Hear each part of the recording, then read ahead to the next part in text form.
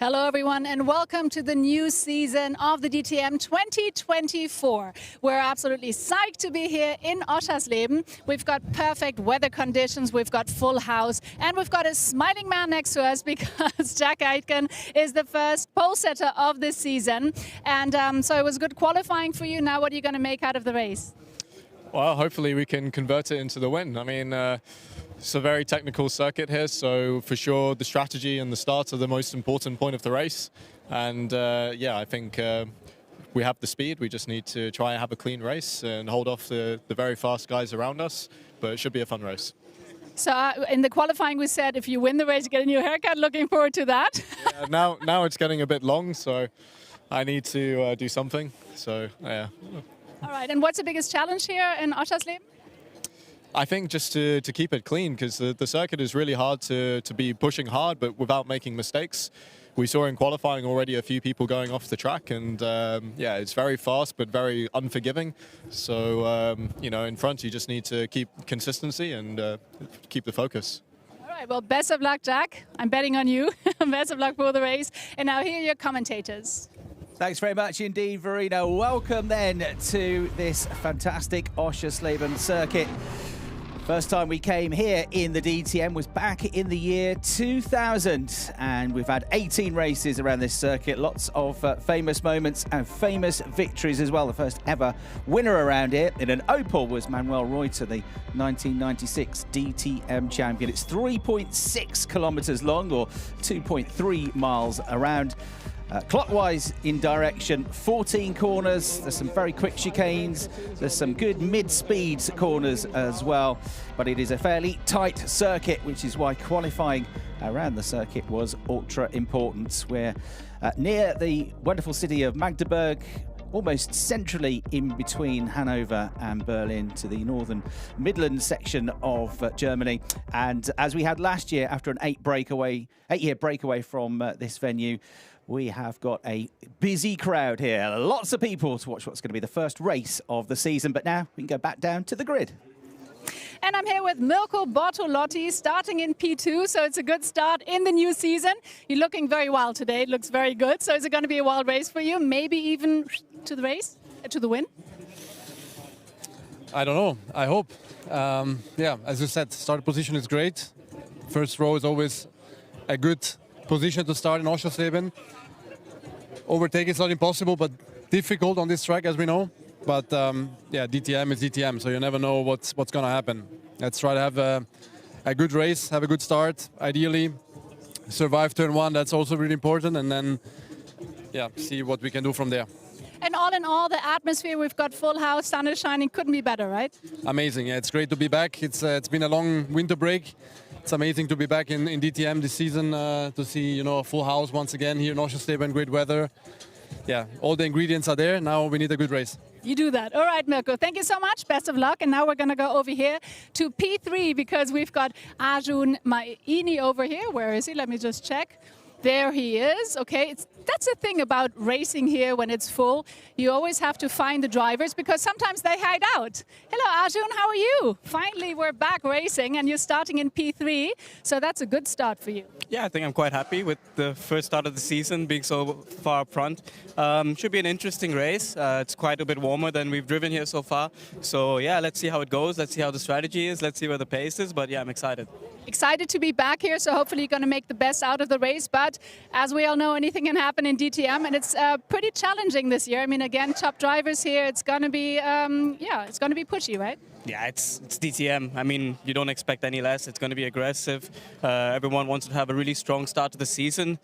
So yeah, I mean, we're going to do the same. We're going to push as hard as we can and hopefully try to get a clean result. All right. Best of luck. Thank you so much, Arjun. And now here are your commentators. Thanks, Verena. Yeah, great to see Arjun Maini having a really good weekend so far after a tough 2023 season. Grabbed a word with him after qualifying, and he said the team has worked really hard. They've done a brilliant job over the winter, and we are back in a good place. So he was looking very comfortable. He's equalled his best ever qualifying result in DTM. He's been third on the grid, or qualified third twice before. On one of the occasions, he actually got a grid penalty, so didn't start third on the grid, but he was quickest in the second free free practice session yesterday. He was 4th in free practice 1. And he might have even got pole position today, but he was pipped by that man, Jack Aitken, and by Mirko Bortolotti. Mirko in qualifying this morning, which was delayed by about 55 minutes due to an incident in the previous session from GT Masters. They had a lot of waiting around to do. Nobody really went out and did anything for the first half of the session, and it was all concentrated into a window of about 5 or 6 minutes.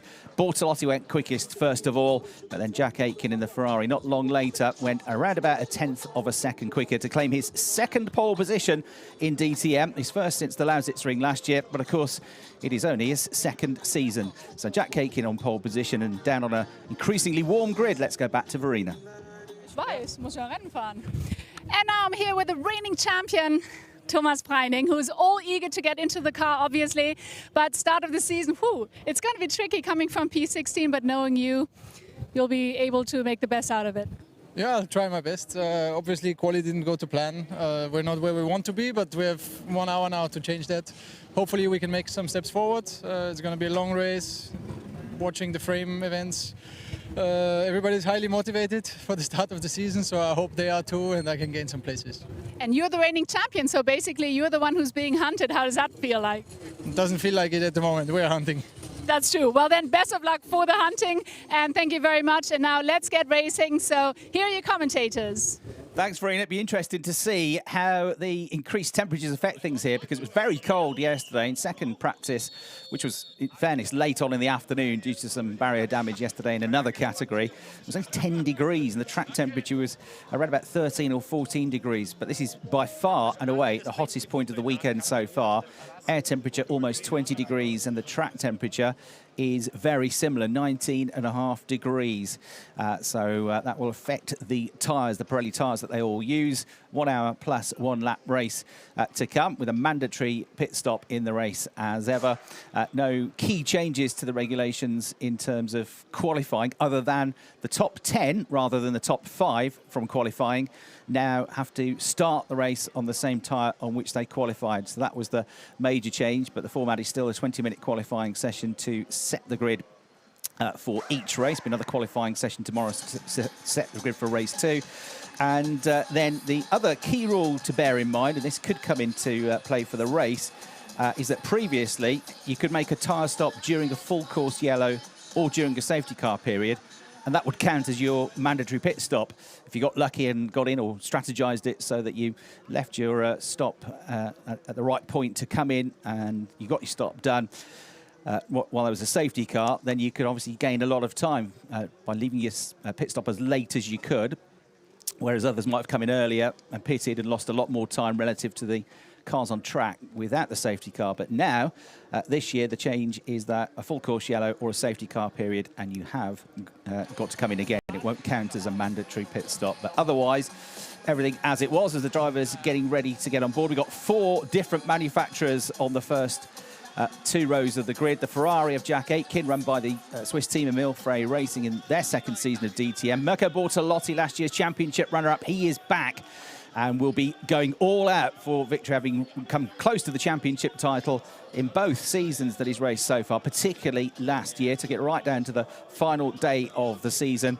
And Arjun Maini, he's in the Lamborghini. Arjun Maini in the Mercedes is 3rd on the grid. 4th on the grid is Ricardo Feller in the Sportsline Audi, the driver that finished 3rd in the championship last year and was one of 12 different race winners that we had. Only one other season in the entire 40-year history of the DTM has had more different race winners than we had in 2023. And I reckon we could give it a good go at having almost as many different race winners this year. Such is the quality of the field that we've got. Great to see Luca Enxler back for a 2nd season. The young driver switches from an Audi to a Lamborghini, still with his long-term backing from Liqui Moly. The car looks fantastic, and he qualified well inside the top 10 in his first session of the year. So 20 cars lined up, ready to go racing here at Oschersleben. As the grid begins to be cleared, the tension starts to rise. It is all go for the 40th season of the DTM. Race 1 coming up here at Oschersleben.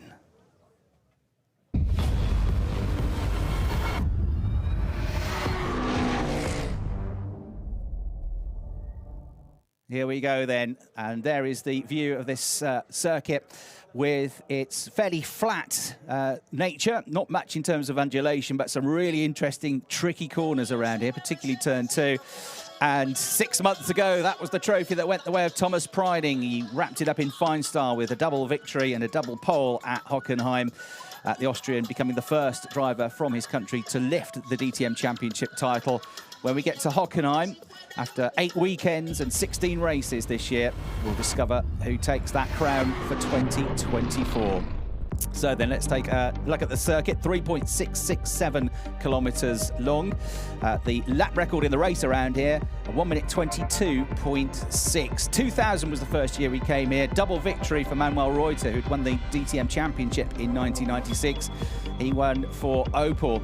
We've had 18 races since then. We came here last year after an 8-year break. We'll be able here to fight against Mercedes or maybe to win, and I'm really, really proud. Manuel Reuter, who's still very much involved in the DTM. You see him around the paddock, involved in teams. And that was the first time we came here 24 years ago. You can see the grandstand's absolutely packed here. You can see the temperature is increasing all the time. It's set to be even warmer tomorrow. And who is going to win this one? Who knows? But Jack Aitken has put himself in a fantastic position. He debuted in the DTM here last year, 11 months ago. It's the first round of 2023. He put it on the front row of the grid. He didn't make a great start, but he did end up on the podium. Jack Aitken and Mirko Bortolotti then fighting fit on the front row of the grid. Arjun Maini delighted with third on the grid.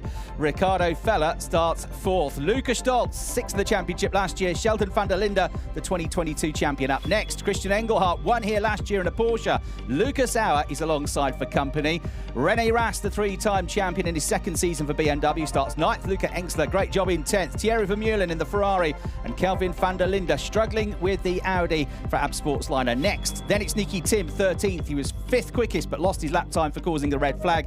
Maximilian Paul alongside him. Clement Schmidt had his appendix operated on just a week ago, so he's done well to be here in the new McLaren. Maro Engel and Marco Wittmann amongst the very quick drivers at the back of the grid after a qualifying session which was interrupted with a red flag after Nicky Tim went off. The team, though, have sorted the car. I had a brief pop into the garage about 35 minutes before we came on air. Spoke to Stefan Schlunt, the team manager. It was all actually quite relaxed down there. We just put in the Lamborghini of Nicky Tim back together, the last few bits of it, and he said, yeah, it will be no problem for the start of the race, and Nicky was absolutely fine after the crash.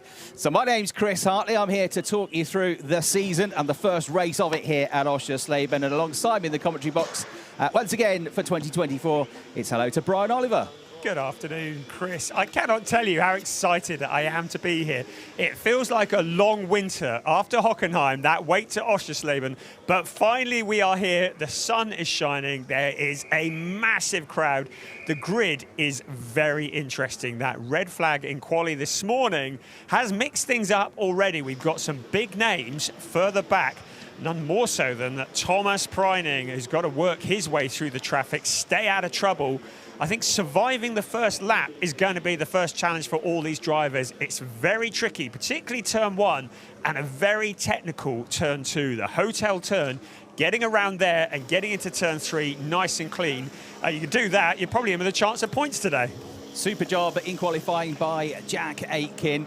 And, well, he got pole position at the Lausitz-Ring last year. He won a race at the Lausitz-Ring. He'll be looking to follow that up. And we've got Torsten Frings here, who is going to hold aloft the Start Your Engines board. 79 appearances for the German national football team. One of the guests here this weekend as well with the AB Sportsline team is Karl-Heinz Riedler, Kalle Riedler, former Liverpool and Dortmund player who won the World Cup with Germany back in 1990. Schubert Motorsport, who run the 3 BMWs of 3 champions. René Rast, 3 times champion. Marco Wittmann joining the team this year, double champion. And 2022 champion Sheldon van der Linde. That's their home race, and they've got 1,000 guests here across the course of the weekend. So they'll be hoping for a good result. Terrific effort this morning from Arjun Maini to be third on the grid. Last year, across the 2 qualifying sessions here at Oschersleben, the Mercedes all struggled.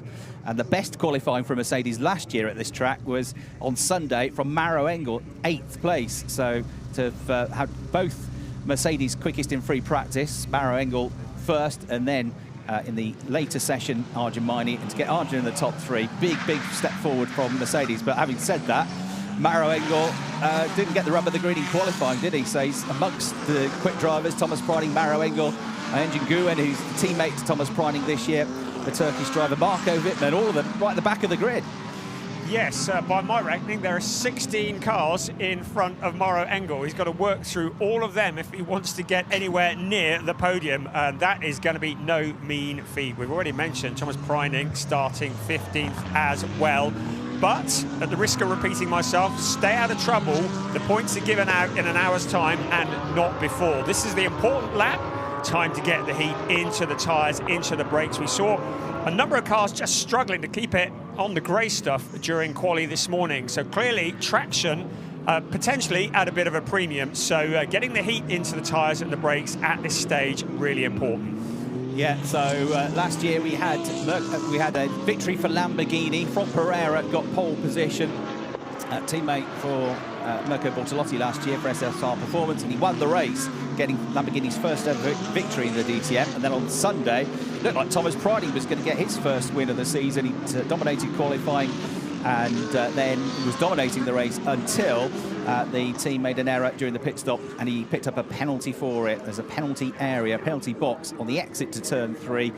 And rather than drive-through penalties these days, if it's a less serious infringement, then you are ordered to drive through that penalty box. You have to do it within a lap of seeing the board, the message on the pit straight. Go through it at 50 kilometres an hour, and it cost you about 5 seconds. That's what happened to Thomas Preining last year, and it dropped him from 1st to 3rd. And so another Porsche driver won for Top Sport. It was Christian Engelhardt taking his first DTM victories, and a Lamborghini, of course, this weekend. Right, rolling start coming up. It is... all the teams have done their work now until we get to the pit stop window. They've done as much as they can to prep the cars. They've all been working hard over the winter. Now we're about to find out if all that hard work paid off. The 2024 DTM season is about to roar into life. Jack Aitken and Mirko Bortolotti are on the front row. And here in Oschersleben, round 1 gets underway as the lights go out. They thunder towards the first corner. Jack Aitken makes a great start to the race. Bortolotti tucks in behind. It's close for 3rd place, though. Is Ricardo Feller going to do it? Yes, the Audi gets ahead of Arjun Maini, who drops down to 4th place. Sheldon van der Linde might nibble at the inside now as well. Through turn 2 in the red and white and yellow BMW as he tries to get past Arjun Maini as well. And he might just do it. He's going to have to go around the outside, though, if he's going to make the move stick. That doesn't happen yet. Arjun Maini makes his Mercedes as wide as he can all the way through turn 3. Out wide and onto the gravel goes then the BMW of the 2022 champion. They're still side by side, nose in front of the BMW. The South African eventually has to give way, though, because Arjun Maini has got the line, and the Indian driver just about fends him off. That sends him a bit deep into the next corner, but he holds onto it for now. Meanwhile, up front, a terrific start for our race leader from pole position. Jack Aitken has got himself 2 or 3 car lengths clear of Mirko Bortolotti, with Ricardo Feller up to 3rd. Keep it on, René Rast in 8th place. He was going 3 abreast. He made contact with Christian Engelhardt. We saw some debris flying up in the air, but Rast, one of the drivers who knows he needs to make up positions early on in this race before other cars get ahead of him. He's got Lucas Auer ahead of him at the moment, but René Rast, a man pushing forwards.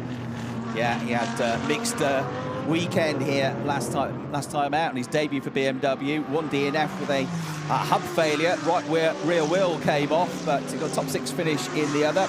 Did pick up his first victory towards the end of the season as a BMW driver. So 26 wins now across a glittering DTM career, looking for his 4th title, nose to tail between 2nd and 3rd. And this is what it looks like to be the rear wing of Mirko Bortolotti. You've got Ricardo Feller breathing down his neck. Deja vu this, because the pair of them ran nose to tail for about 40 minutes of the race at Lausitzring last year for victory. Mirko Bortolotti in searing heat for lap after lap. Relentless pressure from Ricardo Feller. On that occasion, he held him off, and the Italian won the race. It's not the first time those two have been nose to tail, and I suspect this season it won't be the last either. No, I don't think it will. There was a little bit of contact between the 2 cars as they went around the corner, but still very much as you were. Team Radio, Lucas Auer. I had a very little touch, but already my engine bonnet is really moving a lot, quite scary. So Lucas Auer reporting he had some contact. He said it was quite light. Copy that. We will have a look also. Quite light contact. The car's moving around a lot, and it's quite scary. And Lucas Auer is not the sort of driver that gets scared easy. So he's in 7th place, going okay for now, just behind Lucas Stoltz. top Mercedes, still Arjun Maini, although he dropped that position. He has finished on the podium before at the end of the 2021 season. First ever Indian driver to race in DTM, Arjun Maini, first to get on the podium. Can he get a first win here? Well, he's going to have to claw some positions back. Aitken, Bortolotti and Fell ahead of him, and with Aitken just over a second clear now in the Ferrari on this second lap of the race. 2/10 or so between Bortolotti and Fell in second and third. Maini is about a second adrift of them. Still got Sheldon van der Linde pretty close to him, although he's dropped back a little bit here at the start of this lap. Lucas Stoltz comes through next. Lucas Auer in the new team for him this year. He's switched across to Landgraf, so he's in the Mamba liveried car, but he's got René Rast in the blue BMW right behind him, the 2017, 2019 and 2020 champion. Picked up his 50th podium of the DTM in the final round of 2023 at Hockenheim. So he's coming, he was on good form as well, wasn't he, at the end of last season? He got into the groove with that BMW in his new team, and René Rast, although he didn't have the best qualifying today, he's always going to be a factor in the championship. Yeah, very much a pre-season favourite, if there were such a thing in such a competitive field. Thomas Preining, the defending champion, he's caught up in the traffic back in 15th place, but Mauro Engel's done a good job from very near the back, well, second from last row of the grid. He's got past Thomas Preining, he's up to 14th place. So Mauro Engel, he's found a bit of pace, he's found a bit of space, and he's kept out of trouble. He's in the points, but next up in front of him is Maximilian Powell. Mirko Bortolotti has just set the absolute best second sector of the laps. In the middle portion of the lap, he's pulled in Jack Aitken a little bit through the go at the end of the lap though, and Jack Aitken is better at the end of the lap, so sets the fastest lap of the race and is overall 2/10 quicker. So Jack gets the gap out to 1.2 seconds now, despite the best efforts of Mirko Bortolotti. A replay of the start then, and it was pretty much perfect stuff on the pole sitter, Jack Aitken. He got that absolutely right. What a battle we had for third, fourth and fifth though. Fella got the jump on Maini on the run into the first braking zone, but then Maini had to deal with Sheldon van der Linde for about 4 corners, didn't he? I don't know how they all got around that first corner. It was quite a scrap around the hotel turn, but they all made it. Such a lot of skill here. But every driver knows that first lap is your opportunity to make up a load of places. There was Luca Engsler in the very pretty Liquimoli GRT Grasser car, and that was how close René Rast got to Christian Eckhardt. I said they made contact, and that was the moment. Close enough to give him a cuddle in the way into turn 2, wasn't he?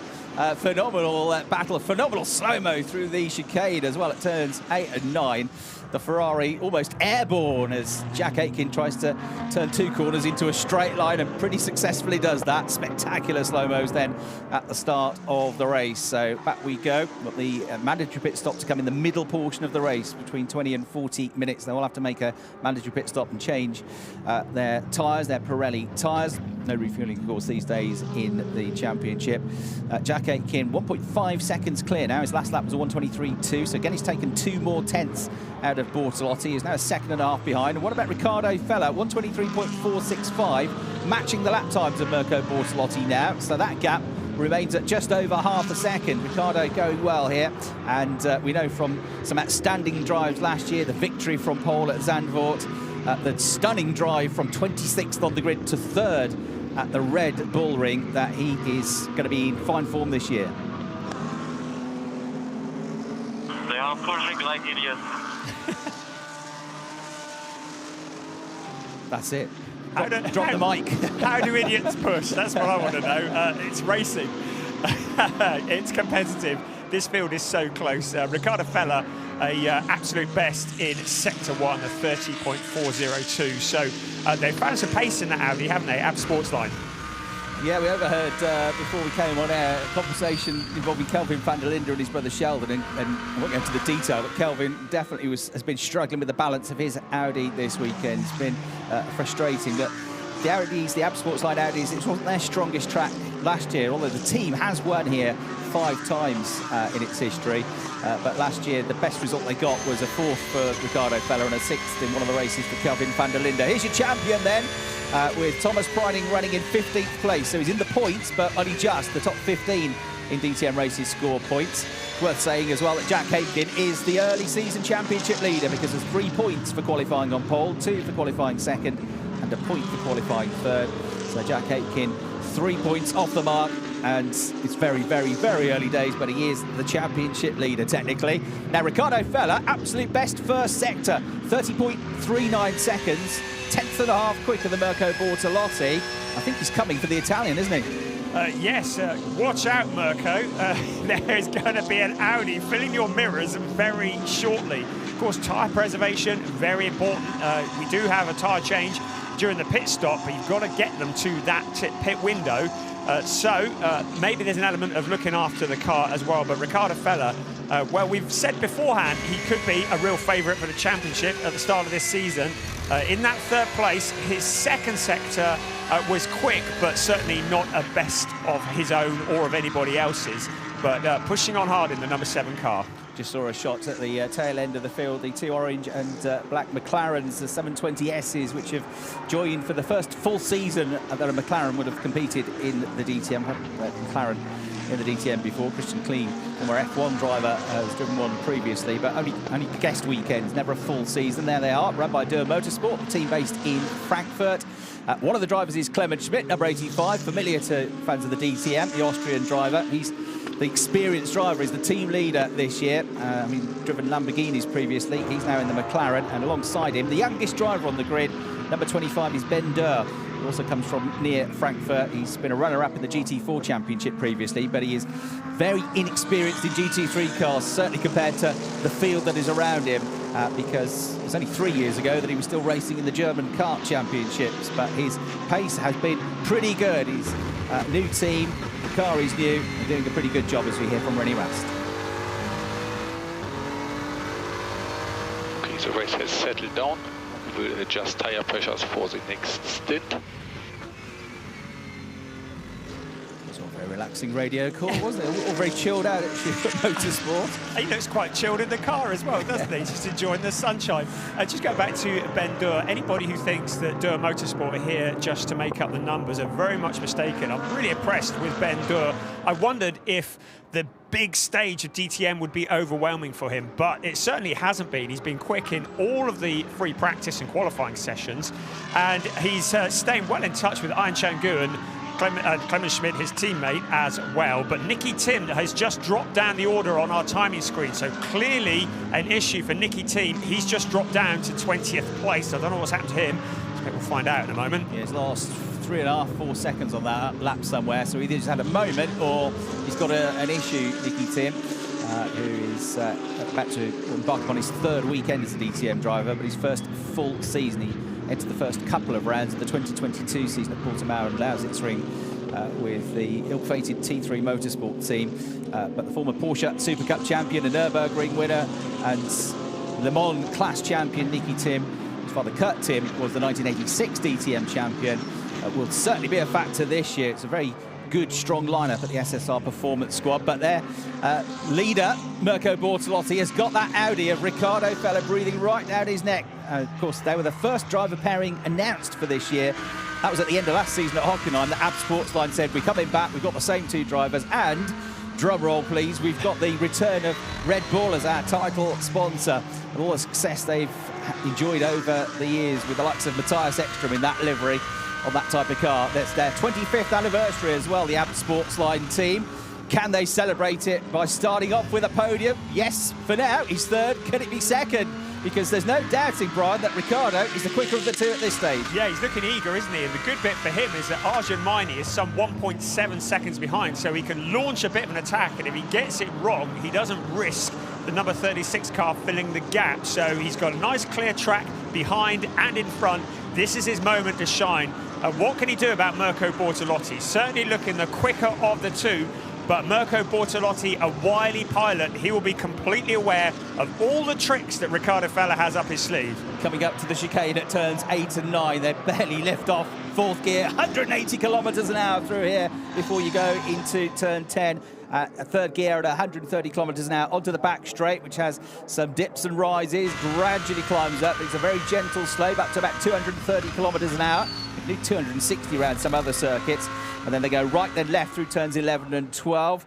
gradual climb here as well, but not much you want before you get to turn 13, the penultimate corner in 4th gear, nearly 200 kilometres an hour through here. It's a bit slower at just under 100 kilometres an hour, 2nd gear, so you've really got to get the exit right, use all of the track and all of the curb and then some, because then it's a long, long run down to what is a tricky start to the lap here. Not as tricky as it used to be though, Brian, that first couple of corners. No, it used to be a whole lot trickier. It used to be a 90-degree left-hand turn. That would have been fun, wouldn't it? But I'm pleased to say they've softened that one. You said that Riccardo Fella was using the track and then some. Well, that's what and then some looks like. You saw the dust rising up in the air. He's done that on several corners now. He is driving the wheels off that Audi, trying to find a route past Mirko Bortolotti ahead of him, maybe put the pressure on, force him into a mistake, whatever it takes. Riccardo Fella is throwing everything at this manoeuvre. Brakes work, don't they? Right, the Audi closes up under braking. Just to go back to Nicky Tim, who dropped to last place on the previous lap, or 2 laps ago. The last lap was okay, so the car seems fine now. For sure something is wrong, I can tell you. It's on the rear axle.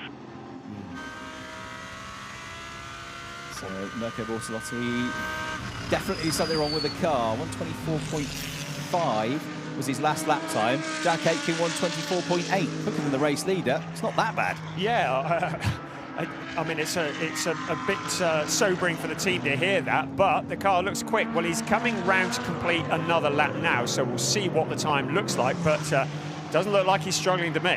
I just wonder, Brian, if this nature of this circuit is playing a few tricks on the drivers, because I mentioned I spoke to Arjun Maini earlier. He said yesterday he was 4th quickest in free practice 1 and he was fastest in free practice 2. He said, but it was strange because the lap times were good, but the car felt awful. It felt really, a lot of people complaining about understeer and the surface.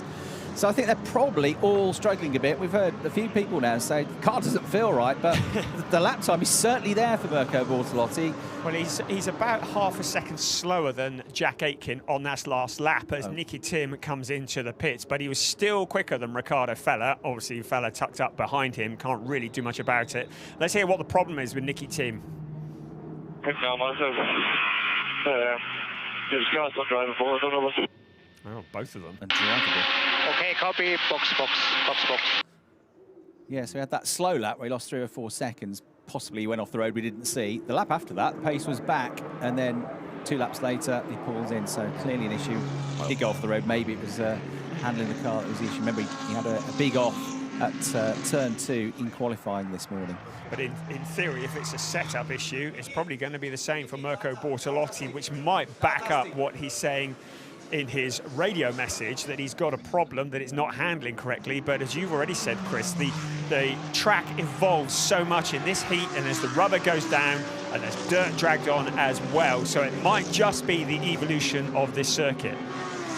So Jack Aitken 3.3 seconds to the good in the Emile Frey Racing Ferrari, the British driver, who is also this year currently, after 3 rounds, running 3rd in the Inter Sports Car Championship. Only a few days ago he was testing at Laguna Seca, lucky boy. Yes. And very quickly he said they've resurfaced that track and it's 4 seconds a lap quicker than it was last time I was there. Oh, wow. But he was pretty jet lagged on the first day here during free practice. Still quick though, wasn't he? Laguna Seca, one of the great tracks, and with the legendary corkscrew. A very different kind of circuit here in Oschersleben, I should say. Yeah, Bortolotti still fending off Fella. You're on board at the moment with Lucas Auer, gets it down to just under 19 kilometres an hour in that 2nd gear corner, then begins to wind it up through the chicane. Hold on to your hats. 3rd gear through here, about 125, 130 kilometres an hour onto this back straight then, and running up towards the double right, sorry, the right at turn 11, the left at turn 12, and then the double right at the end of the lap. We look at sector time. Sector 1 takes in turns 1, 2 and 3, but actually it's a kilometre long, the run through sector 1, or just over, and that only takes in the first 3 corners, as we hear from Sheldon van der Linde. Pace limited by Maini, and you go faster than him, even in micro-strategy. Yeah, copy. Pace limited by Maini. So Sheldon getting frustrated. He can go quicker than this, but he can't find a way past the Mercedes of Arjun Maini. But Arjun's not exactly going to wave him by, is he, for 4th position? So maybe they have to rethink their strategy. Oof. This is Kelvin van der Linde with the 2nd Ab Sportsline Audi, trying to find a way past Luca Engstler for 10th position. desperately trying to find a way through. Right behind the pair of them, you've got Thierry Vermeulen in the second of the Emile Frey Racing Ferraris. He did a sterling job last year, picked up some really strong results in his first season of DTM. And the young Dutch driver, glad to see him back this year, because he, as I said, if you watch the free practice coverage, for my money, was the most improved driver of 2023. But he's under attack now. He's got to watch his mirrors because the Ferrari, in turn, is coming under attack from Maximilian Powell, race winner in very wet conditions last year at the Nürburgring, where he charged from 13th to 1st. He's there in the blue Powell Motorsport Lamborghini. And Maximilian Powell running in 13th place. He's got Maro Engel and Thomas Preining not far behind in 14th and 15th. Luke Engstler doing a great job. He's still getting used to that Lamborghini. He's driving an Audi last year, but holding off the pressure of Kelvin van der Linde, that is no mean feat. Meanwhile, at the front, well, on the last lap, Jack Aitken and Mirko Bortolotti were almost identical times. They just crossed the timing line again now, and Aitken once again getting on for 0.3 quicker, but Bortolotti doesn't look to be struggling that much for pace. However, a 3.6-second lead for Jack Aitken. That's a nice, comfortable position to be in with still 41 minutes remaining. Luke Engstler, former TCR touring car champion, used to front-wheel drive cars, now in a big GT3 rear-wheel drive, 550 brake horsepower in the Lamborghini Huracan of the Audi Outsportsline car, almost alongside there. Kelvin van der Linde is trying everything to find a way through here as they're going to triple apex left-hand sector through turns 4, 5 and 6 before they reach the right-hand, almost hairpin at turn 7. Look how the Audi closes up under braking, but Thierry Vermeulen, clips the right rear corner of the Audi and takes away a bit of the wing of the South African. So he was even later on the brakes. Thierry Vermeulen, who finished in the last 10 races of last season, 7 times in the top 10. So he's looking to go forwards as well in the Ferrari. Thierry Vermeulen, who is coached by Max Verstappen, and Max saying in an interview this week that he watches these races and giving advice. We're looking again at Thierry Vermeulen. Some good, solid, aggressive driving. I think Kelvin van der Linde might have something to say about that, though. So Thierry Vermeulen pushing forwards. We know there's pace in that Ferrari, but I think that Kelvin van der Linde is probably going to lose a bit of handling as a result of that. Yeah, we can hear now down in the pit lane from Verena. And I'm here with Nicky Team because unfortunately the race had to end for Nicky. So Nicky, why did you have to retire the car? You were starting from P13, it was all looking very good. Yeah, what a horrible day, huh? Can't describe with words what's going on. It just went from bad to worse. But obviously, the boys did an amazing job finishing. Basically, a completely destroyed car in 15 minutes. Yeah, basically undrivable. So before we do anything stupid again, I'd rather stop the car now and yeah, watch the boys support Mirko, and then we take again attack tomorrow. So hopefully till tomorrow your car will be all top. I am absolutely sure the boys will make it perfect for tomorrow. Thank you so much, Nicky. Back to you. Thanks, as we see, finally, Kelvin van der Linde just squeezing ahead of Luke Engstler. There wasn't a great deal of room. It was just about wide enough for an Audi, wasn't it? I think there might have been a little bit of a tap from behind there, but he finally ran out of patience and squeezed his way past. You saw Thierry Vermeulen peeling off into the pits. The pit window is now open. So Emile Frey, the first team to blink, bringing in Thierry Vermeulen. Let's have a look at a replay then of Kelvin van der Linde throwing caution to the wind. Little karting tap that was, wasn't it? So it sent Luca wide, and then the gap opened up and through he went. I'm sure Luca will not be best pleased about that. Have you ever watched Formula One stock cars? That's how they pass each other, that is. Kind of textbook. Didn't look like there was too much damage. When asked about the nature of the circuit and the fact that it's quite difficult to overtake around Oschersleben, Kelvin van der Linde said, we can overtake around here, just not necessarily with all 4 wheels on the track, as he just proved. Right, pit window open, as you said, more coming in now, including Mirko Bortolotti. Argentini has come in from 4th, so 2nd and 4th are in. Engstler comes in after his love tap. Engel, Schmidt in as well. Nicky Tim, the driver that has, of course, dropped out of the race, and 19 running still. Vermeulen was the first one to come in and make a pit stop on the previous lap. There is Maro Engel in his new livery, his new team. He's with the Windward team now. He's got the livery and the number 130 to celebrate 130 years of Mercedes involvement in motorsport. Their first involvement back in 1894 in the Paris to Rouen race. There is the first pit stop in DTM then for the Der Motorsport squad as they get Clement Schmidt back underway. The Austrian tucks in right behind Maro Engel. They are both behind Luca Ainsler, and there, still trying to get the tyres up to temperature as he comes over the line. He's the first pit stopper, Thierry Vermeulen. So he's going to come up to that little glut of cars somewhere on this lap. Will he get just ahead, I think, of Maro Engel looking at the track map? So race leader in. And the race leader comes in. Hey, there's a surprise. The stewards are taking a look at Kelvin van der Linde and Luca Ainsler. That is under investigation. We'll let you know if anything happens about that. But here comes Jack Aitken, our race leader, in for his stop. Yeah, Luca Ainsler just about looking at the track map, remains the leading pit stopper, but he's got Thierry Vermeulen breathing down his neck in the Ferrari as they head towards turn 7. Here's his teammate, though, lighting up the tyres, adhering all the time, of course, to the pit lane speed limit. Jack Aitken, the race leader, makes his stop. Whoa, out goes the back end of the Audi of Ricardo Feller. Drifting championships in the pit lane at the moment. And then joining the battle once again as well, the number 4 Mercedes of Lucas Stoltz, the 22 Mercedes who you're on board with now of Lucas Auer. The leading pit stoppers are still making their way up towards turn 13, but of course they've got to stick to a very slow, very narrow exit as well here, and they rejoin, filter in back onto the track at turn 2. So there they come through. Arjun Mining, at the end of his first lap, having gone back out on tyres, still trying to generate some heat into the tyres because no tyre warming is allowed when you come in to put fresh slicks on. Oh, and he's still struggling here to get his tyres up to temperature. Lucas starts, which means whoop around the outside, no problem. Comes Mirko Bortolotti, who's made his pit stop on the previous lap, and that just shows the difference between tyres which are not up to temperature and tyres which are. Yes, unusual pit exit here on the outside of the corner, joining on kind of part of the beginning of turn 2. But as you say, tyre warmers not allowed. They're also, the authorities, clamping down on drivers who leave their tyres in the sun or heated areas to try and get them up to temperature. They're across all the tricks that these teams might want to play. Now, Jack Aitken is going onto the back straight. Next driver behind him, Ricardo Feller. So Feller has got ahead of Bortolotti in the battle for second through that pit stop phase. They've just come towards the end of sector 1. So they're not the 3 leaders because others have yet to make their pit stop, but they're the net leaders. So it's Aitken from Feller, from Bortolotti now the order as they make their way towards turn 14.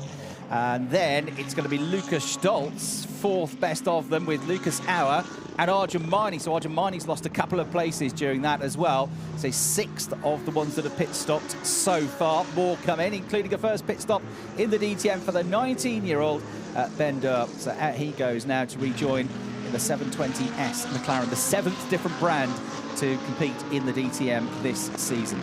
As the car steps out when they pull out of the pit box, you just see how little traction there is with a cold slick, and it will take a lap or so to get the heat into those tyres. But here comes René Rast now, another one in for his mandatory stop, and he comes in the BMW. Sheldon van der Linde, looking at the track map, has got out ahead of Mirko Bortolotti. Wow. But with Bortolotti on tyres which are up to temperature, they are currently in turn 7.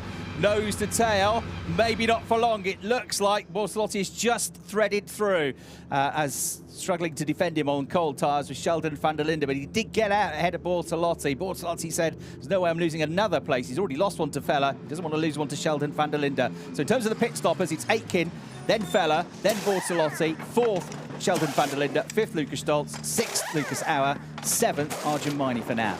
Our race leader coming into the pit stop sequence is under investigation. Incorrect exit from pit stop station. This could be bad news for Jack Aitken and Emil Frey Racing. They are under investigation for an incorrect exit. We saw it last year with Thomas Preining, a win effectively taken away because of a penalty. Well, all the Brits will have their fingers crossed that Jack Aitken doesn't pick up any kind of penalty. René Rast is going to feed in just in front of one of his 2 teammates, Sheldon van der Linde, but it's going to take a good 3/4 of a lap to get his tyres up to temperature, so that gap will dwindle down very quickly. Sheldon van der Linde, Lucas Stoltz will be reeling in the blue BMW. For now he's net 4th, but flashing the light, excuse me, you might be my illustrious 3-time world champion teammate, but I'm coming through.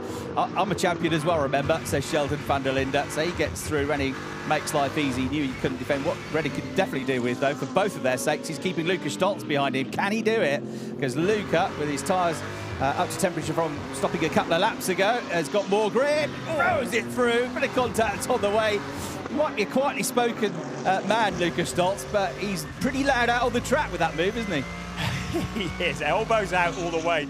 You described him this morning as a stealth fighter, always there, just lurking in the background. Doing that again, Lucas Stoltz doing a sterling job.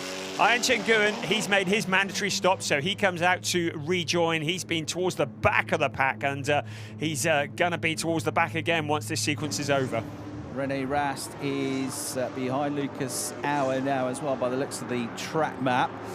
But he's still got the breathing down his neck. In fact, there you can see Arjun Maini right at his tail. Arjun Maini flashing his lights there in the dark blue and yellow HRT Mercedes. Thinks about going down the inside. This is what the battle looks like from the back of the BMW of Rene Rast here. Rene now has a better chance of fending him off because he's had a lap to get his tyres up to temperature. And that's probably the best chance that Arjun had at the end of the straight. And so the BMW stays ahead. And that means that will keep him, for now, a net 6th. So Arjun Maini, having started 3rd in the race, immediately dropped to 4th behind Ricardo Fella. At the moment, he's looking like 7th place, which is still a big, big leap from the results last year. We were saying in qualifying this morning, Arjun averaged 19th on the grid last year. That was his big problem, but 3rd place in qualifying. Of course, you always want to at least finish on the podium with that, but if he can get a top 7, top 8 finish, that is still a positive step forward for him and for the team. So remains behind the BMW of the 3-time champion for the time being. In terms of the leaders who have yet to make a pit stop, it's Maximilian Powell, Thomas Preining, Marco Wittmann and Ian Nguyen, who pretty much all started at the back, that are trying something different with their pit stop. Luca Engstler slices down the inside of Ian Nguyen, who's pitted more recently. Then goes Kelvin van der Linde through as well. And I think Maro Engel's probably going to have a go in the Mercedes too. But Kelvin van der Linde and Luca Engstler have been instructed to change positions. That little fight that we saw earlier on, where there was contact between them, so Luca Engstler now ahead of Kelvin van der Linde. I'm presuming that is after the changing of the positions. That's right, yeah. Still in the green Manthey EMA Porsche. His 2nd season of DTM, but his 1st with that team. The Turkish driver, former Porsche champion, and Nguyen, the Turkish driver, is currently trying to keep the McLaren at bay. Clement Schmidt, that is, as he gets his tyres up to temperature. Beg your pardon. Update on Jack Aitken. He has been given a black and white flag for incorrect exit from the pit stop station. Well, he will breathe a sigh of relief with that, because a black and white flag doesn't mean he'll pick up a penalty in this race. If he gets another couple of those this season, though, he will get a grid drop. But at the moment, it's effectively a warning. No penalty in terms of race position. The reigning champion in to make his pit stop then, with just under 10 minutes of the pit window to go, lighting up the tyres. Spectacular getaway. Drive it like you stole it, Thomas.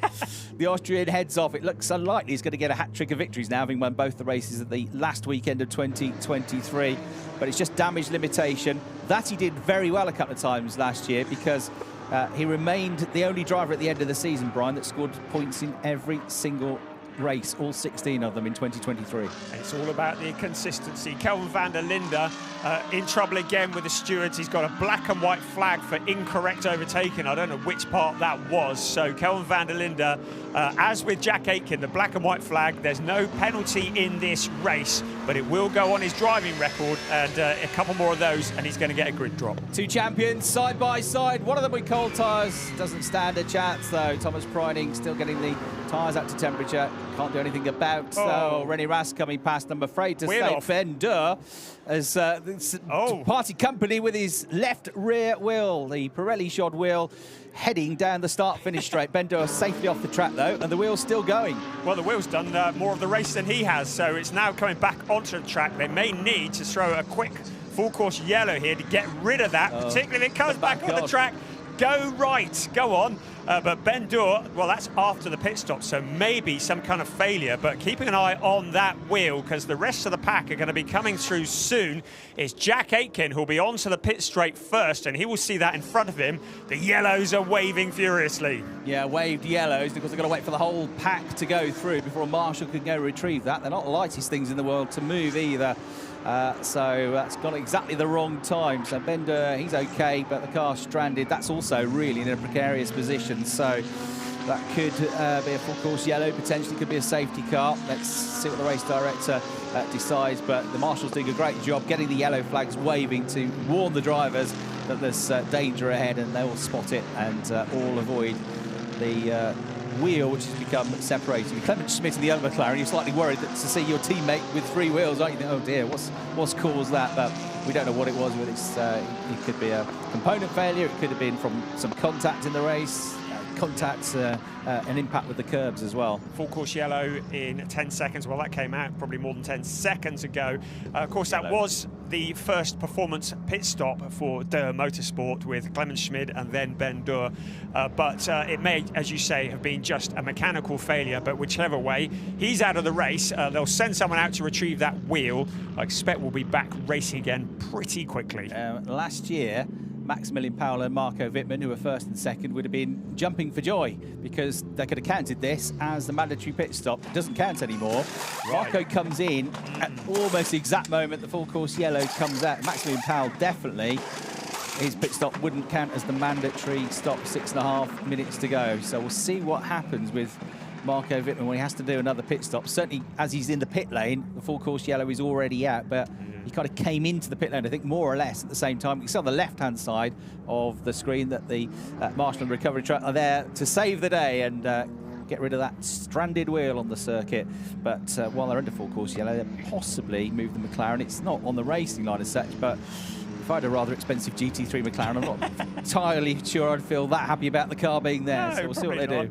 I don't know whether Marco Wittmann was in the pit lane when the full course yellow came out. If he was, then it's Christmas. If he wasn't, then it's bad news. Of course, full course yellow means the drivers must circulate at no more than 80 kilometers an hour. So in theory, the gaps should stay the same. The drivers will get a countdown when the full course yellow finishes, so they should, in theory, get back up to speed at the same time. But it's always a very difficult thing to pull off perfectly. Quite often the gaps vary during a full course yellow period. Well, if, as you say, he just got into the pits in time as the full course yellow came out, he's now massively the race leader because Marco Wittmann is about to go into turn 7. They're all restricted to the same speed under full course yellow, 50 kilometres an hour, and only into turn 3 now goes Jack Aitken. You saw something flying off as he came round the corner. It looked like maybe a wheel nut or something flying off into the gravel, but it was turn 14, the stresses of that. And it really did do a fair... Okay. Marco Wittmann almost collected it as well, didn't we? Just getting used through as well. He did just apparently get into the pit lane as the full course yellow came out. So, happy days, Marco Wittmann. It looks like you have timed that to perfection. He's the leader of the race. He's not going to have to make another pit stop. Yeah, that is an absolute gift. And Max Powell can do nothing about it because he's going to have to wait until they go green before he can perform his mandatory stop. So this is the man who suddenly, well, he started the afternoon on the back row of the grid in penultimate position, and now he is leading. You'd get good odds on that down the bookies, wouldn't you? Yeah, like 19th to 1st.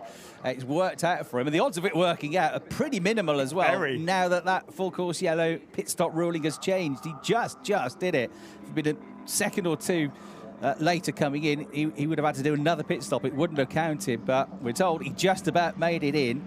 Marco Wittmann has won 18 times in the DTM. This is his 173rd race. He's a 2-time champion, but he has not won a race since Hockenheim 2022. He hasn't had the machinery to be able to do it, in fairness. He has always driven with his heart and soul and 100%. He's always entertained, but he's never, for the last couple of years, had a car really capable of winning a race. But he's moved to Schubert. We know how good they are. Teams champions and drivers champions 2 years ago.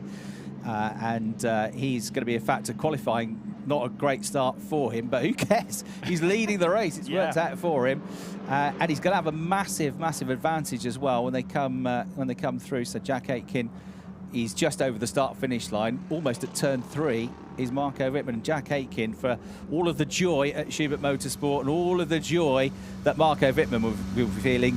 Jack Aitken's going to be absolutely gutted here. He's done everything right, everything perfectly, and somehow he's not leading the race. Yeah, he's made no mistakes whatsoever, and maybe the news has filtered through to him, but it is a bit of a fluke, really, because it was that perfect timing for Schubert Motorsport bringing Marco Wittmann in. But Jack Aitken, well, he could really do with a safety car now to close in, because the gap between him and Marco Wittmann is going to be massive, and he's only got 22.5 minutes to do something about it. Technically, you go, well, what are you talking about? Wittmann's leading, Maximilian Paoli's leading, but Maximilian's got to make his pit stop still. There's absolutely no point in making it during the full course yellow period, because it won't count as a mandatory pit stop. It'll have to come in again. So, although he might have to come in if the full course yellow doesn't come in soon, just to say he's been in the pit stop during the window. That was the infringement that the stewards took a look at, the incorrect exit from the pit stop station. You can see it on board there. I think it's because he went through the box in front rather than pulling straight out into the fast lane. But the stewards have given him that black and white flag for that. It won't affect his result in this race. Yeah, it's a tight pit lane actually here at Oschersleben. It's not the widest pit lane, so no Lausitz-ring, is it? Yeah, they've given him the equivalent of a yellow card, a warning. So all good from that point of view, but all gutted for him is that how on earth am I behind BMW and Marco Wittmann? How has that happened? We've done everything right. 35 seconds behind him.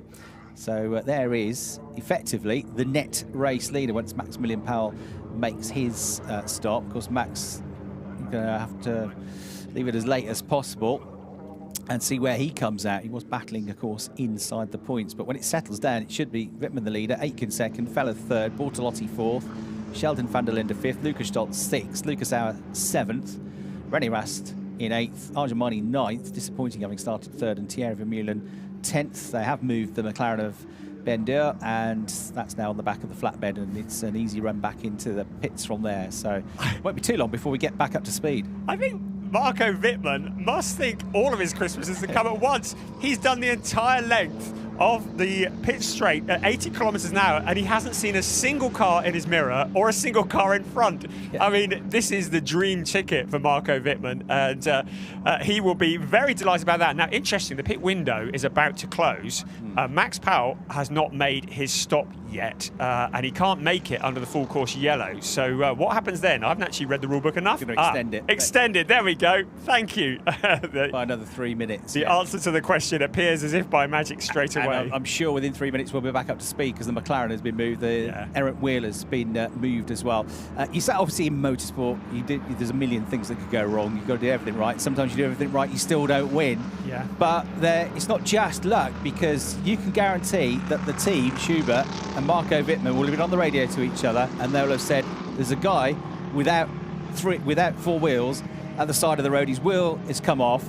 Let's go in the pit lane now, because chances are there is going to be a full course yellow or a safety car. They'll have read that situation. They'll have seen it from the pit wall, the team, right in front of them. Yeah. So, yes, it's fallen his way, but yet the team also reacted to the situation just in time. Yeah, absolutely. So, not so much of an accident, maybe, just very well thought out. And that is a real gift for Marco Wittmann. René Rast, well, he's in 9th at the moment. That'll be a net 8th.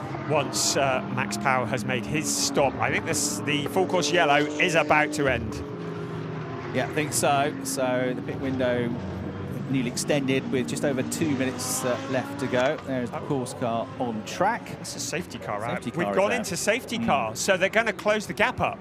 So safety car is out. That means that Marco Wittmann's 35-second lead is going to disappear. Suddenly, Jack Aitken is back in the game.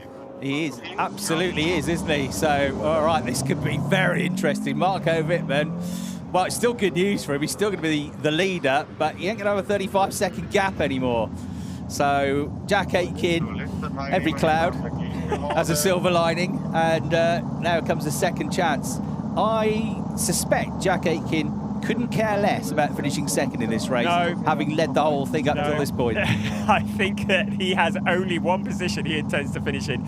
And I'd say all credit to the race directors, actually. They've clearly brought the safety car out because of that situation that occurred with Marco Wittmann. And it was pointless having that rule where you couldn't pit under a full course yellow if someone was still going to be able to take advantage out of it. So and he still benefited from it massively. Yes, He wasn't even really in the hunt for any points today, and now he's got a real chance of winning, a real chance for a podium. Jack Aitken, he's not going to be easy to fend off though in that Ferrari.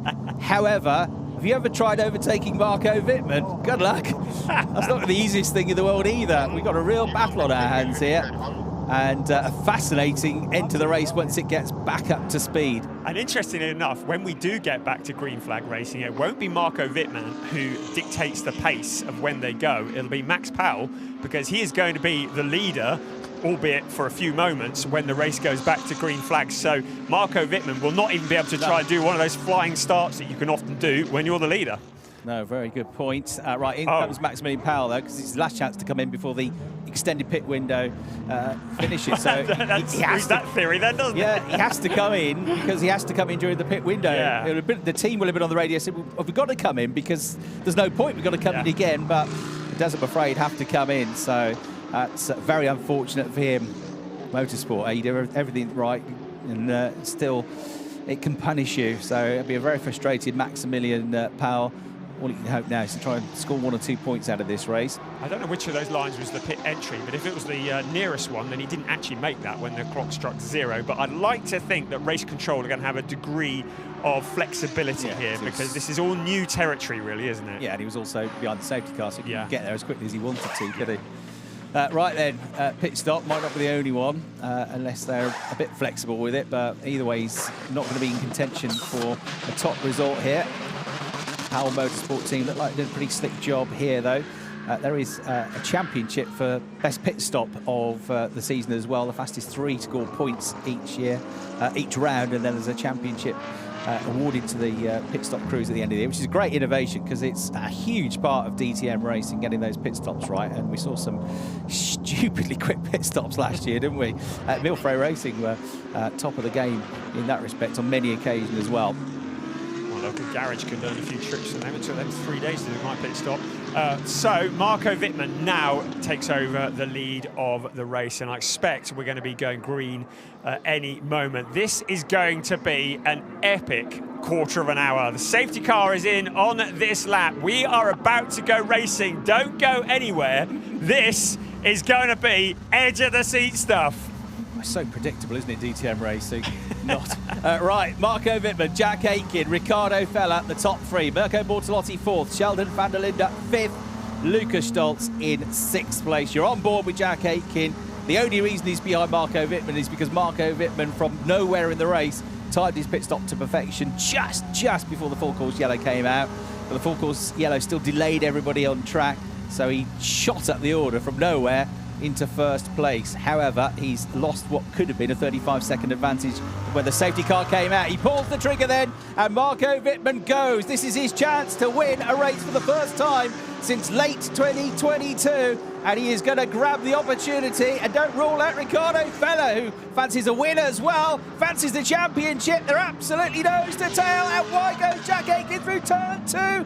The Audi trying to get alongside Riccardo Fella. Mirko Bortolotti for the onboard watches on left-hander coming up. Jack Aitken should get there first and remain in 2nd place, which he does. Mirko Bortolotti fires it up the inside now, though. Look at this, 3 together in the battle for 2nd place.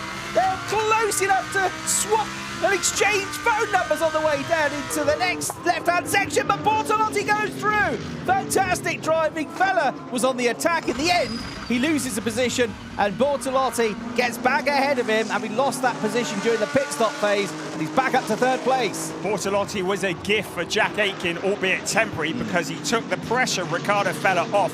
But now Jack Aitken's going to have to worry about Mirko Bortolotti, because he's looking rapid as well. Riccardo Fella, well, he's dropped back a little. You can see Bortolotti weaving to get heat into the tyres, to keep heat into the tyres. But Jack Aitken, he's got a bit of breathing room at the moment. Can he break away from the SSR Performance Lamborghini?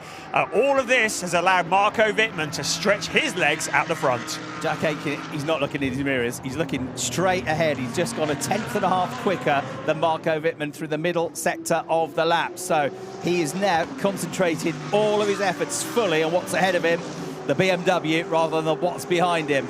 And across the line they go. The gap from 1st to 2nd is 0.666 seconds. And the devil in Jack Aitken will want to close that gap and get through ASAP. 13 minutes plus 1 lap to go. Could be anyone's this, but Marco Wittmann, having been in the doldrums during qualifying, has a real chance here to win the race. And here's a replay of this fantastic battle of the restart.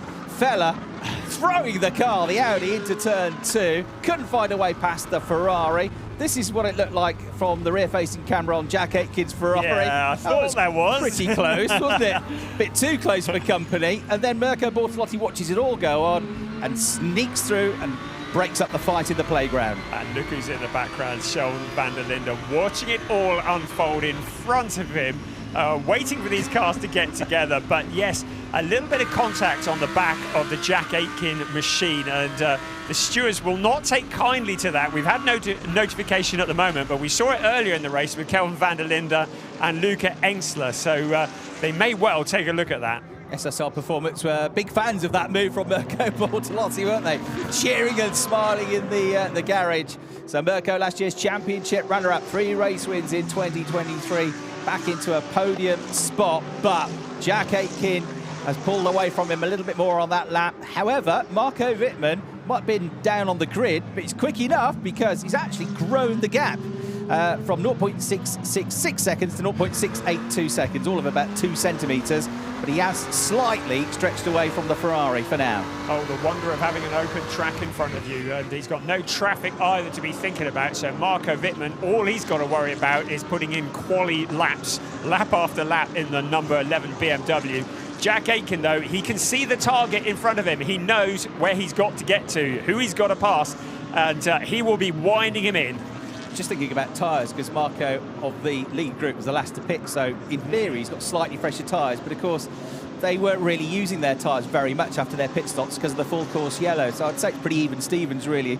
Oh, another whack for Lucas Auer. That one caught the attention, didn't it? Taps him on the shoulder, well, taps him on the shoulder rather, pushes him with 2 hands on the shoulder. A bit close for company, but Lucas stays ahead. Robust efforts from René Rast to get past in the BMW, but he remains in 8th place. Well, they say Robbins Racing, don't they? Arjun Maini in the background there in 9th place, so he's not come out particularly well out of the pit stop sequences. And Thierry Vermeulen, he's a man possessed this year, rounding out the top 10. On board with Thomas Preining, he's in 11th. Behind him is Luca Engstler and Kelvin van der Linde, who've been squabbling with each other for the whole 50 minutes of this race so far. Yeah, 11th place is suboptimal, isn't it, for Thomas Preining? But given where he was on the grid, if you can get a 10th or 11th out of this, it's damage limitation, you know, it's not great, but those are the days where you've got to get something rather than nothing. That all adds up at the end of the season, as he showed last year with a couple of days where he couldn't fight at the front. He still dragged some points out of it.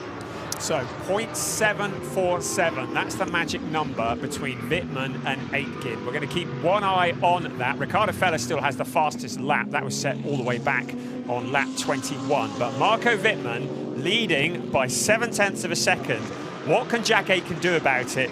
We'll have a look as they cross the sector times, trying to reel in the leader. It was not a mega lap from Mirko Bortolotti last time around. Did a 1:24.0. Fella, Sheldon van der Linde and Stoltz behind him were all quicker by a tenth and a half. So that final podium position is not cemented yet for Mirko Bortolotti. It's poor Maximilian Powell, who really did fall unluckily, the full course yellow, the whole safety car period for him. So he's the last of the remaining runners in 18th place as Marco Wittmann goes over the line, completes another lap, less than 10 minutes plus 1 lap to go in the race. The gap from 0.7 seconds goes out to 0.8, another 10th gained. But the Ferrari will keep the pressure on. Jack Aitken will keep up the pressure as he seeks out his 2nd race victory in the DTM. Yes, I think your theory about the tyres may be on the money there, because he pitted a lot later than Jack Aitken. If you remember, Jack Aitken was quite early on in the pit window. But the tyres may come to Jack Aitken and might go away from Marco Wittmann. 8 3/4 minutes plus 1 lap remaining for it all to happen. So Wittmann, it's a big old car, that BMW, just needs to position it in the right place. I think Aitken might just struggle to get past him. A subplot is the battle for the final championship point, because Clement Schmidt currently in 16th place, having had a couple of days ago an appendix operation. He could score McLaren's first point of the season, Durham Motorsport's first ever point in DTM. if he can get past Ayanjan Guan in the Porsche, currently 15th. There's only 0.4 of a second between them, though. Right, thundering through. Now, low camera. You get the sense of speed there, don't you, with these 550 brake horsepower GT3 machines, which on open road, where they can really let the power be fully unleashed at circuits like the Lausitz ring, can get up to over 265 kilometres an hour, which is about 165 miles an hour.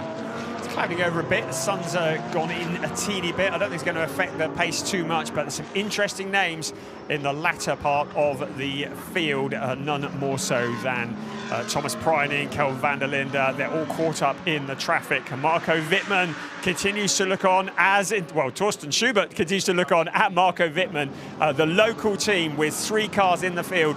And loving the fact that car number 11 is leading. The gap is down to 0.791, so he's kind of holding it at around 0.8. He's been about that for the last couple of laps. Aitken doesn't seem to have anything for Wittmann at the moment. Ferrari's better at the end of the lap, BMW better at the start of the lap. He was a few thousandths quicker than the race leader last time around, but he loses out mainly in the first sector. Does the Ferrari, but at the end of the lap I think he'll pull it back a bit again as well. It's been very strong all weekend long in sector 3 through turns 11, 12, 13 and 14 in that Ferrari. So all he can do really at this stage is just keep the pressure up, try to force Wittmann into a mistake, make sure as well that Wittmann is having to drive flat out, he's having to use his tyres up, and that might just come into play towards the end of the race. But Marco Wittmann knows how to win a DTM race, as we said. He knows how to win a championship, and he is not going to live like a gift horse in the mouth. He's going to take this 19th victory of his career if he possibly can. And for now, he's, as far as you can look comfortable in a DTM car in these conditions, looking pretty relaxed. Yeah, he's stretched it out again, 8.48 or 0.848 of a second, the lead over second place. Ricardo Fellows from Team Radio. I mean, how can they turn up the pace so much on the last part of the race always? I tell you, Bartolotti is quicker now on the straight than in the beginning of the race. So Ricardo Fellows saying that Lamborghini's quicker down the straights than it was at the start of the race. Can't keep up with him. That was his old problem at the Lausitz ring, wasn't it? The Audi just lacked that little bit of straight line speed. Every time they got out of the banked corner at the end of the lap, he was right on his toe. He never quite had the legs to get past the Lamborghini, but doing a great job, Ricardo Fellows there in 4th place currently.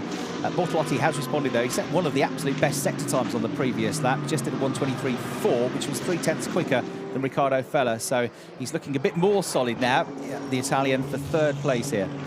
Yeah, I think his message is about, oh, the car's rubbish, it's not handy. You think he might have just been putting some messages out there. Mirko Bortolotti is not struggling at the moment. That's solid 3rd place ahead of Ricardo Fellows. Ahead of him, it's kind of spaced out, although visually it looks to me like Jack Aitken has suddenly closed in on Marco Wittmann. They're going to cross the line now. Let's see what the gap is. 6.87, so a couple of tenths out of the lead. Yeah, that's the biggest advantage he's had since the restart. 2 tenths, right. Jack Aitken is coming. Of course, he's well used to very long races. I mean, the multiple 24-hour races. Daytona winner, 2nd in Daytona this year by just a few seconds. So concentrating for an hour of racing should be a breeze for Jack Aitken, and he is going to remain utterly focused on the BMW ahead, which is getting a bit bigger and a bit bigger and a bit closer. But finding yourself on the rear wing of the BMW and finding your way past the BMW are going to be 2 completely different stories. There's Norbert Haug in the garage as well, former Mercedes Formula 1 boss. Oh, hello! Problem for Marco Wittmann. He slows, he drops to 3rd place all of a sudden as we cut back to the action. What happened there? The BMW drops back and Jack Aitken is back in the lead of the race. Mirko Bortolotti is up to 2nd. Wittmann's got an issue, heartbreak.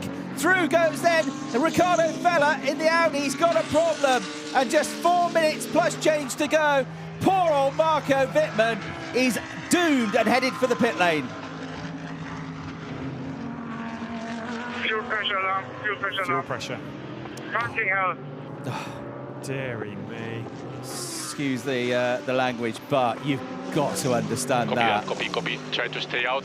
Try to acknowledge. Try to stay out. No, it's not going anywhere, is he? He's not even going to get back round to the pits. I mean, this could bring out a safety car if we can't get it off the track. It's the wrong place to be coming to a stop God, if you were writing a Hollywood dramatic script, that's it in a nutshell, isn't it? Yeah. He comes from nowhere into the lead of the race. Looks like he's going to get his first win for a couple of years, and minutes to go. The car lets go on him. Yeah, into the chicane, you just see, moved out of the way to his credit, allowed Jack Aitken through, but the car's coming to a stop on the pit straight. Now, whether it can remain there for the last 3 minutes or so of this race remains to be seen. On board with Jack Aitken, safety car is out. Aitken would have been utterly delighted by that. I should think his heart would have leapt. I'm pleased we haven't got the Schubert Motorsport garage mic'd up for this one. Can you believe it? So reliable as well normally. Team boss there smashes the headphones just in disjointed discouragement and despair. What can you do? Motorsport is so cruel. Love-hate relationship with this sport, isn't it? It can kick you right where it hurts, and you don't deserve it at all. That is rotten luck for Marco Wittmann. Having looked like, finally, he'd had some good luck because, yeah, he did, you know, team strategy worked. They timed it right. There was an element of luck to the pit stop, but he's due some good luck because he's had a couple of years of terrible luck, Marco Wittmann. On the other hand, you've got to say, from Jack Aitken's point of view, he will feel like, well, I should have won this race. I was winning it pretty comfortably before all of that pit stop, full course yellow stuff happened. But that is, whatever way you look at it, just gutting, isn't it, for poor old Marco Wittmann. Torsten Schubert's done exactly what I would have done. Grabbed his mug of tea and disappeared off into a corner somewhere. I get the feeling this race is going to finish behind a safety car. I don't think they're going to be able to get it going again in the next minute and 3/4 plus 1 lap. And Aitken will be very happy about that. What he doesn't want is any last-minute challenges from Mirko Bortolotti or Riccardo Feller. Some consolation for Schubert. I mean, Sheldon van der Linde in 4th. That's none too shabby. René Rast in 7th. So still 2 other Schubert Motorsport BMWs in the upper parts of the race. And in an ironic full circle, one McLaren brings about the full course yellow and causes all that situation in the first place with Marco Wittmann getting the break with the pit stop and the full course yellow and all of that. Then, some minutes later, just at the end of the race, Marco Wittmann disappears from the race with his fuel pressure problem. And the other McLaren, as a result of that, gets up into the points. So Dirt Motorsport, after all of that, are going to score their first DTM championship point with Clement Schmidt. He's up to 15th. And with less than a minute to go, safety car still out, plus 1 lap of the race still, of course, though. But it looks unlikely that situation is going to change. And that is a heartbreaking sight for fans of Marco Wittmann and Schubert Motorsport and BMW. What can you do? Nothing you can do. We are going to get one more lap of racing, though. Oh, dear. It's not all over yet. It's a proper dash for the cash. This is going to be 1 lap of racing. Oh, my goodness. I'm just going to be at the back of the commentary box with a cushion in front of my face. Thanks very much, says Jack Aitken. Thanks for nothing. Could you not just make the recovery of that BMW a little bit slower so I didn't have to do another lap? No, sorry, you've got to do another lap, Jack. So, here we go. The clock is going to run out before they get to the start-finish line. It's 60 minutes plus 1 lap, so it will be 1 lap of DTM racing. 1 lap for Jack Aitken to hang on to it. He's got a bit of a gap here on Mirko Bortolotti, though, as he pulls the trigger and unleashes that V6 Ferrari's huge power over the start-finish line. Through they go onto the final lap of the race here at Oschersleben. It has been a dramatic race, but it is Jack Aitken who looks like he's going to get a victory from pole position. Sheldon. That sounds simple. It isn't. Sheldon van der Linde fancies his first podium of the year. But to do that, he's got to try and find a way past the Audi of Riccardo Feller. Still trying. The BMW absolutely dwarfs the Audi, doesn't it, Brian? But Riccardo Feller digs deep and stays there just about for now. If he can get on the podium, it will be some consolation for Schubert Motorsport. He's flashing the lights. He looks quicker than Riccardo Feller.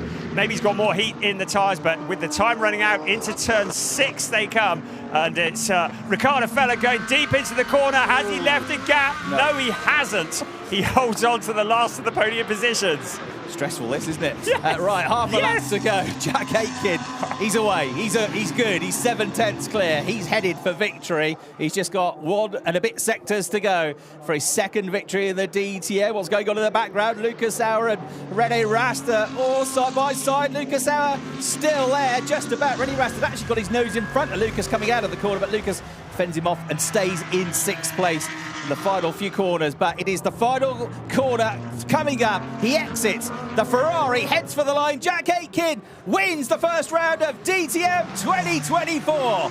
Bortolotti second, Vella in third, Sheldon van der Linde, Lucas Stolz and Lucas Auer in quick succession just behind. A tale of good fortune and misfortune, a tale of heartbreak for Marco Wittmann, but there can be no denying Jack Aitken and Emil Frey Racing didn't put a foot wrong. They would have counted themselves very unlucky not to win that race. In the end, they have.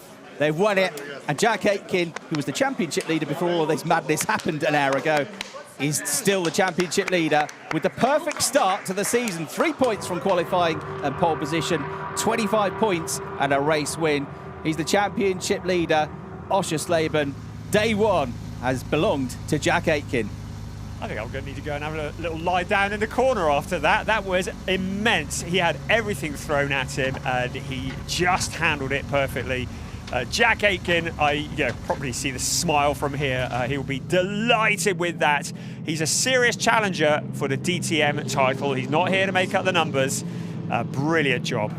A good start to the season for Mirko Bortolotti as well. You always want to win the race, of course you do, but second on the grid. He dropped to fourth at one point, remember, so actually second place. I think he'll be fairly happy with that, Mirko Bortolotti. Riccardo Fella third, so the drivers second and third in the championship, both start the season well. Last year's champion, not so well, 10th place, although that was still a good recovery from Thomas Preining.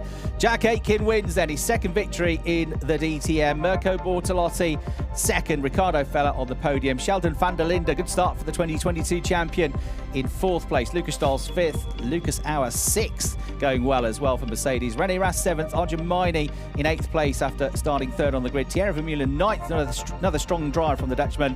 10th for Preining, 11th for Engstler. Kelvin van der Linde's frustrations continue in 12th. Maro Engel from the back to 13th in the points. So was Anjan Guan in 14th. And a point for Dürr Motorsport on their debut. Clement Schmidt comes home in 15th. Engelhardt and Powell finished the race, but were out of the points. And there is the super slow-mo of the moment that Jack Aitken won the first round this 40th anniversary season of the DTM in rather dramatic fashion. As I say, Brian, you look back at the results and you go, oh, qualifying, yeah, Aitken was on pole. Yeah, he won the race. That must have been fairly straightforward. Was it ever? Oh, no. There is a big story to tell here, and one that we talked about for some time to come. A great job by the Emil Frey Racing team. They've found some real pace in that Ferrari this year, haven't they?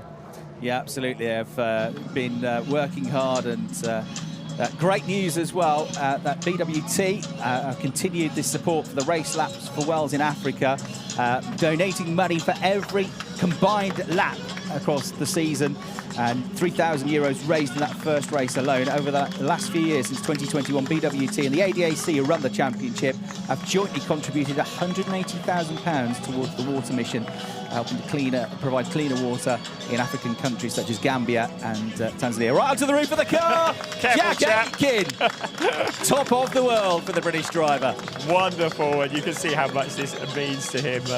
A victory and big smile. Emil Frey, who are celebrating 100 years of the Emil Frey Group as well, hence the 100 on the overalls and on the car. So what a way to celebrate by taking the win and the championship lead at the season opener.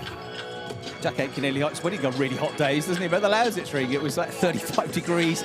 Absolute monster of a race. It's pretty hot in the cockpits today. So, yeah, gentle smile from Riccardo Fella. It was all right, he says, third place. Yeah. It's all right. Could be worse. Could be worse. Could be better. Right, there you go. Championship leader. End the season now, says Jack Aitken. 28 points. 22 for Mirko Bortolotti. Riccardo Fella third on 16. Sheldon van der Linde, Lucas Stolz and Lucas Auer next up in fourth, fifth and sixth. Just a small matter of 15 more qualifying sessions and 15 more races to go to hang on to the championship lead. But you don't get days like that very often in motorsport. No. Perfect day with the qualifying and the race victory. Of course, we get to do it all again tomorrow, but for this, Jack Aitken will have a 20 kilos of success ballast on board. Right, let's get some reaction down with Verena. And now we've got the man here who's in P3, still hiding a second. There he is, Riccardo Fella. Congratulations, phenomenal race for you, ending up in P3. So it's a good start into the season, right? It's a good start in the season. I'm happy with that. Could have been slightly better, but I'm still proud to start the season like that. Smooth pit stop, perfect strategy, so let's continue like that. I was just going to say, and you can improve it tomorrow, so you've got another chance tomorrow, right? Yes, we attack again tomorrow. All right, and all in all, atmosphere and everything, what was it like? I mean, here, Oschersleben, perfect weather, a lot of people. Yeah, very nice to see all the fans on around the track. It's quite cool. And I hope we gave them a good show today. I think it was quite interesting till the end. Absolutely. Thank you very much, Ricardo. Back to you. Definitely was interesting, and Ricardo played his part in that, didn't he? A phenomenal battle with Jack Aitken and Mirko Bortolotti on the restart. Thanks to the Abt Sportsline Garage, pretty happy with their first podium of the season. This is their 25th anniversary season of DTM. Mirko Bortolotti and SSR Performance will be buoyed with their performance here as well. Second place for Mirko, because the team won here last year with Frank Pereira. But victory to the driver that finished on the podium in his first ever DTM race. This time, first race of the season, he goes straight to the top step. Win number 2 in his early DTM career for Jack Aitken, who's had a phenomenal start to the season. So a Ferrari wins, a Lamborghini is second, Audi third, a BMW fourth, and a Mercedes fifth. That is equal racing, I would say. Yes, I think it's pretty well distributed, really, isn't it? And how beautiful is that trophy? I look good on my mantelpiece, that would. Mirko Bortolotti, well, second place, pretty good for his day's work, and he looks pretty happy with that. He will be a contender all season long, there is no doubt about that. But what do we know about the DTM, Brian? Sunday is never, ever the same as Saturday. No. So they'll enjoy the moment, but head down, straight back to work. It will be very shortly. The team boss there at Emil Frey Racing, amongst the team members celebrating with their man, and all that hard work, all those hours prepping the car and thinking about and poring over the data as they were last night when they weren't quite happy with the car. All pays off in the end on days like this. Podium celebration time then. First up onto the podium, Ricardo Feller with his first podium of the season. Third place for the driver that finished third in the championship last year. Mirko Bortolotti heads up onto the second step of the podium. Last year's championship runner-up. It's a different driver in front of him this time. It's not Thomas Preining. It's going to be Jack Aitken. We got the winning team as well to be presented their trophy, which will be Emil Frey Racing. But there is the star of the day, Jack Aitken, onto the top step of the podium here at Oschersleben. A very happy trio with a job well done, and Emil Frey Racing now represented on the podium as well, because it's a team sport. It's not just about the drivers, and they've certainly played their part in this victory. We'll now, though, get the winning national anthem, the British anthem for Jack Aitken.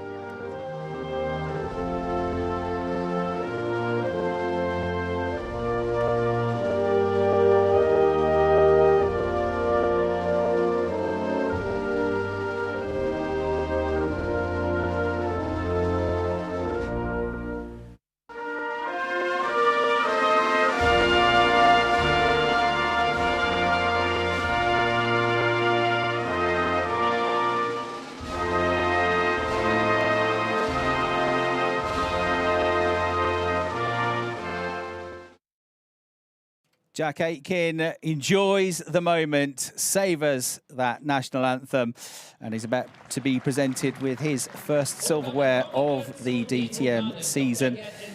He's not the first British driver to win a DTM race here at Oschersleben, but he's the first one to win since 2007, when Gary Paffett took his second victory at the circuit. Gent Esner from the ADAC presents that magnificent trophy then to your race winner, Jack Aitken, who hoists it aloft with a huge smile on his face. Puts you straight back down, though, because I suspect it's a rather heavy piece of silverware, that. From Scheffler, Matthias Zink presents the second place trophy, called Scheffler, long-term partnership with Marco Wittmann, so that one's going to be a bit bittersweet, with Marco's really sad end to the race late on from the race lead. Gent Esner is now about to present the third place trophy to Ricardo Feller. Another podium for him, and proving once again that he's going to be a real factor this season, as he was in 2023. And then we get the presentation for the winning team. Another great trophy, all smiles, and well done, team. They've done a terrific job as well. All their hard work has paid off, but we're only halfway through the weekend, and we're only just into the season. There are some long roads ahead, and no doubt some head-scratching evenings and some down days, but when you get days like this, you've got to savour them. great trophies. Good luck, Jack, getting that through hand luggage at Hanover Airport. But he will be eager to have one in each hand, and he's going to give it a pop, isn't he, for tomorrow as he pops the champagne and the celebration starts. One race, one different winner. How many will we get this year? Jack Aitken would like it to be just the one, please, but that ain't going to happen in DTM. Gets a hug. Fantastic effort. It's had a really good start to the season internationally as well. He hasn't taken a win yet in the IMSA Sports Car Series. He's got very close, so he's contesting 2 championships this year. There is Ricardo Fella, one of the nicest guys in the paddock. Great to see him up there on the podium as well. And really making the most of that Audi. Terrific battles he had with Bortolotti and Aitken, and then late on having to really keep Shelton van der Linde at bay. But one very stressful final lap of the race, wasn't he? Yes, just a bit.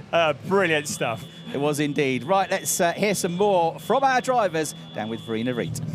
And I'm here with a happy man, Jack Aitken. Congratulations, you made it. Ready for your new haircut? I'm just kidding, but you made it. You did a phenomenal job. I think you can take a little bit from the side, maybe also the back. But you did such a phenomenal job. Of course, in the last 4 minutes, there was a bit of luck maybe also, but fighting so hard, so you're very happy about this. Yeah, I mean, I feel really sorry for Marco. It looks like he had some kind of issue, but in the end, we were unlucky first to have the full course yellow, losing us the lead, and then the luck was returning to us. So in my view, it's all even, and I'm really happy. We deserve to have a good victory today, and what a way to start the season. It's the perfect way to start the season, and now with a back-to-back race tomorrow, obviously. I mean, how are you going into it? As in, let's repeat that, or pressure is on? How does that feel? Yeah, pressure is always on. The expectation is high now. No, I think we can do it again, but we have to fight with this extra success ballast now. So it will be an interesting challenge, and I try my best. Of course you will. Thank you so much, Jack. And here's your commentator. Thanks very much. Yeah, pretty much what we were saying, wasn't it? Jack was saying, well, really unlucky for Marco, but we were unlucky not to be leading in the first place. So it sort of worked around for him in the end, but it's hard not to feel really sorry, isn't it, for Marco Wittmann in that situation, so close to a race victory. Yeah, what goes around comes around. Some you win, some you lose. I know it's a bit of a cliche, but the luck turns. He's had his fair share of bad luck throughout his racing, and he's had his share of good luck, and it all goes in cycles, doesn't it? There's a philosophical thought to finish with. Yeah, it won't make him feel any better tonight, though, will it? But yeah, as Jack was saying, if you win a race in DTM, you get 20 kilograms of success ballast to carry into the next race, 10 if you finish second, that's Bortolotti, and 5 extra kilograms if you're Ricardo Fella. It doesn't sound a lot, but when they're thousandths of a second apart, and the top 18 this morning covered by less than a second, it does make a big difference. But he won't have to deal with that in qualifying. Right then, Jack Aitken, the race winner. Round 1 complete. DTM 2024 underway. Let's head back to Verena. And here's the man who started in P2 and ended in P2. So that is a brilliant, or a very good start into the season. How does it feel with the P2 starting the season? To be honest, it's a perfect day for us. I mean, we can be really happy with this position. And we've seen how quickly things can change in DTM, how many scenarios there are, and just you need to be trying to get the pieces, trying to be at the right time at the right spot. Honestly, I feel sorry for Marco, because obviously to be leading a race and have a technical issue a few laps before the end is painful. So it helped us getting a place for sure, but honestly, I really feel for him, and it is how it is. I'm sure he will come back and he will fight for the title as well this year. So looking at our race, just really happy. Second position, great start to the season. Absolutely. We all feel for Marco, that's for sure. And now looking at tomorrow, I mean, obviously gives you wings for tomorrow to hopefully do just another fantastic race tomorrow, even maybe better. But it's tough. We all know DTM, anything is possible, but you're going to push as hard as you can, that I'm sure of. Yeah, I mean, every day is a new day in DTM. You never really know what's going to happen the next day. So the only thing I can say is that I'm really happy with how Saturday went. And we will take a few glasses of champagne now, but start focusing straight away on tomorrow, because tomorrow is another day, new qualifying, new race. And we need to be at the top of our game if we want to be at the front. So we know that, and we will try to do it again. All right. Thank you so much, Mirko. And yeah, what a fantastic start into the season with an exciting first race. And now we're looking forward to the second race tomorrow. See you then. Bye-bye. Here are the highlights.